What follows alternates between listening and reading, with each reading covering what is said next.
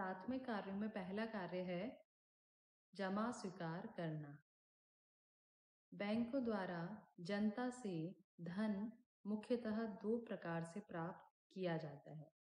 अपने शेयर बेचकर, बैंक अपने शेयर बेचकर धन प्राप्त करता है, तथा जनता से जमा स्वीकार करके भी बैंक को धन की प्राप्ति होती है।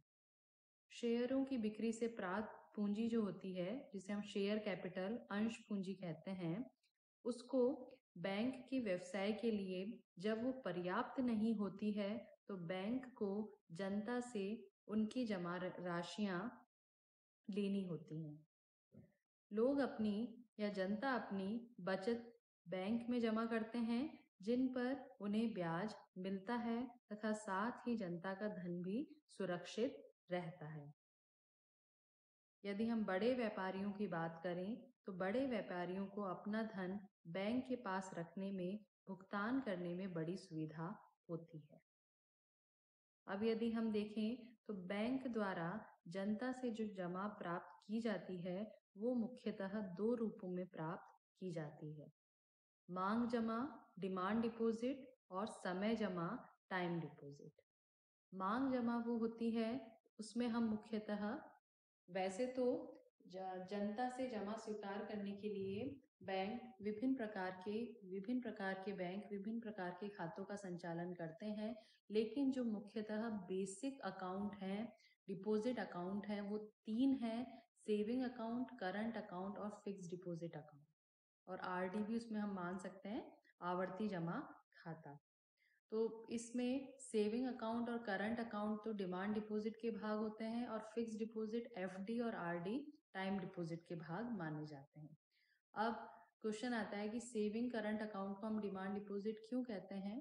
तो मांग जमा में वे जमाएं शामिल की जाती हैं जिनका संबंध किसी समय अवधि से नहीं होता है, अर्थात उसके अंतर्गत हम जो राशि जमा करते हैं वो किसी टाइम पीरियड से रिलेटेड नहीं होती, उसको हम बैंक के नियमों के अनुसार कभी भी निकाल सकते हैं।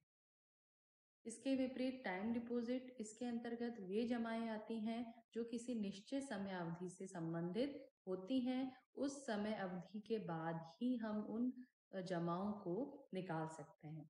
यद्यपि वर्तमान में बैंक उन जमाओं को समय से पहले भी निकालने की सुविधा देते हैं, लेकिन यदि व्यक्ति समय से पहले इन जमाओं को निकालता है तो उसको बैंक द्वारा ब्याज कम दिया जाता है या ब्याज की कटौती की जाती है। तो इस प्रकार डिमांड डिपॉजिट, मांग जमाएं, वे जमाएं जो किसी समय से संबंधित नहीं होती, और टाइम डिपॉजिट, समय जमा, वे जमाएं जो किसी समय से संबंधित होती हैं। उस समय की अवधि के बाद ही हम उनको निकाल सकते हैं, उनका विड्रॉ कर सकते हैं। अब डिमांड डिपॉजिट जो है, मांग जमा जो है, उसमें मुख्यतः हम दो प्रकार के खाते आते हैं: सेविंग बैंक अकाउंट और करंट अकाउंट, बचत खाता और चालू खाता। बचत खाता जो होता है वो छोटी बचत वाले लोगों के लिए बचत खाता जो होता है वो अधिक उपयुक्त होता है। इस प्रकार के खाते में कई बार रकम जमा की जा सकती है, परंतु एक या दो बार से अधिक निकाली नहीं जा सकती, अर्थात इसमें जो बैंक के नियम दे रखे हैं उसके अकॉर्डिंग हम कैश डिपॉजिट और विड्रॉ कर सकते हैं, और ये किसी समय से रिलेटेड या इसमें जो जमा की जाती है राशि वो किसी फिक्स पीरियड से रिलेटेड नहीं होती है। वेतनभोगी तथा सामान्य आय वाले लोगों के लिए बचत खाता अत्यंत उपयोगी होता है। इन खातों पर निश्चितकालीन जमा की तुलना में या एफडी की तुलना में, निश्चितकालीन जमा मतलब एफडी की तुलना में ब्याज कम होता है, परंतु यह ध्यान रखा जाता है कि ब्याज दरें ऐसी हों जिससे बचत को प्रोत्साहन मिलता रहे। इसके बाद आता है हमारा चालू खाता, करंट अकाउंट। इस प्रकार के खाते में जमाकर्ता जो होता है वो दिन में जितनी बार चाहे रुपए जमा करा सकता है और विड्रॉ भी कर सकता है। विड्रॉ मतलब निकाल भी सकता है। जमा राशि जो है वो चेक के द्वारा निकाली जा सकती है,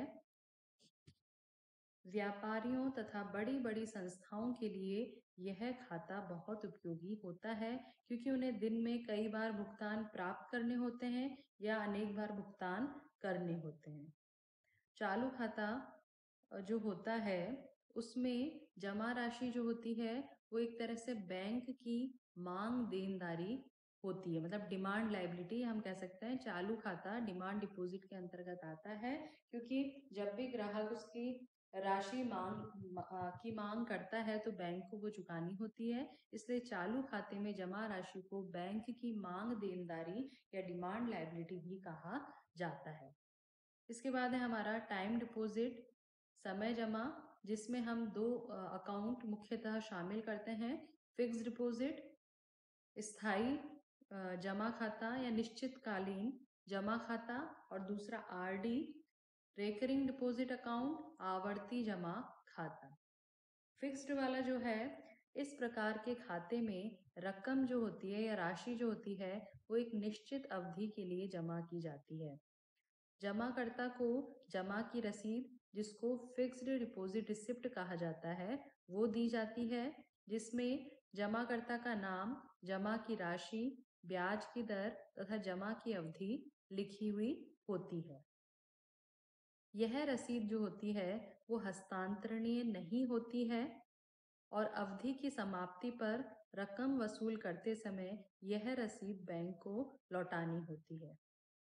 यदि जमाकर्ता को अपनी रकम आवश्यकता अवधि पूर्ण होने से पहले, मतलब यदि डिपॉजिटर जो है उसने जो रकम कोई निश्चित अवधि के लिए जमा करी थी, लेकिन उस अवधि से पहले ही डिपॉजिटर को अपनी अमाउंट चाहिए, तो बैंक कुछ कटौती करता है और उसको वो रकम लौटा देता है। निश्चितकालीन जमा पर या एफडी पर बैंक अधिक ब्याज देता है। इसमें भी क्या होता है कि अवधि जितनी लंबी होगी, ब्याज दर उतनी ही ऊंची होती है, क्योंकि बैंक को यह विश्वास रहता है कि वह इस रकम को लंबे समय तक स्वयं प्रयोग कर सकता है तथा ऋण देकर ब्याज कमा सकता है। तो इस प्रकार एफडी अकाउंट जो है वो बैंक की टाइम लायबिलिटी का पार्ट होता है, या हम कह सकते हैं, क्योंकि इसमें अमाउंट एक फिक्स टाइम के लिए डिपॉजिट की जाती है। तो इस प्रकार के खाते में जो जमा राशि है उसको बैंक की काल देनदारी या टाइम लायबिलिटी कहा जाता है। इसके बाद है हमारा RD account, recurring deposit account या आवर्ती जमा खाता। इसमें भी एक निर्धारित अवधि के लिए जमाकर्ता मासिक आधार पर राशि जमा करता है, जिसे बैंक द्वारा अवधि पूर्ण होने पर लौटाया जाता है। आवर्ती खातों में प्राय छोटी बचत वाले लोग ही रकम जमा करते हैं, मतलब जिनकी सेविंग जो है वो ज़्यादा बड़ी अमाउंट नहीं है, बहुत कम अमाउंट की उनकी सेविंग्स होती हैं, तो वो रेकरिंग डिपॉजिट अकाउंट खुलवा सकते हैं। इन पर बैंक ब्याज देता है। इसके साथ ही अवधि पूर्ण होने से पहले इसमें से रकम नहीं निकाली जा सकती। यदि इसके लिए बैंक अनुमति देता है या यदि आप हमको ग्राहक को राशि पहले ही चाहिए तो बैंक अनुमति तो देता है, लेकिन वो ब्याज में थोड़ी कटौती करता है। तो इस प्रकार आधुनिक बैंक जो हैं उनका प्राथमिक कार्यों में पहला कार्य है जनता से जमा स्वीकार करना। जनता से बैंक द्वारा जो जमाएं स्वीकार की जाती है वो मुख्यतः दो प्रकार की होती है, मांग जमा और समय जमा।